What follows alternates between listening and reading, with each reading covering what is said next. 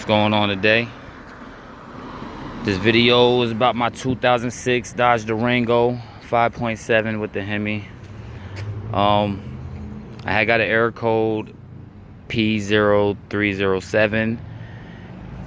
That was for the cylinder 7 deactivation. And I also got another error code that was P3441. That was for cylinder 6 deactivation, open circuit, something like that. After doing some research and everything and putting a few dollars into it, like replacing spark plugs, checking coil packs, still had the same error code, check engine light, everything. So doing a little bit more homework, it's them damn MDS solenoids. It's in your intake. You had to take the whole intake manifold off, but it's pretty simple, kind of, you know. Just these are the parts, really. Let me show you.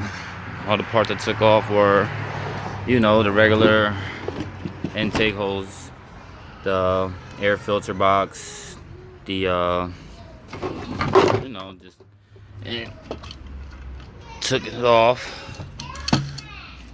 Alternator, took that off. EGR valve tube, took that off. And then once you take all that off, you'll be left with basically this on top of the engine block.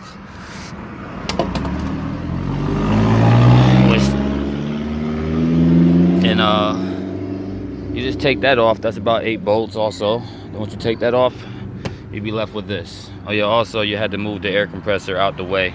You don't have to take it off, you just take the bolts out and just move it up out the way. And after that, you'll be stuck with this. And these are your MDS solenoids right here. Well, I already took this one out. That's what it looks like. Focus real quick. There we go. Hold up. Alright. See how disgusting that is?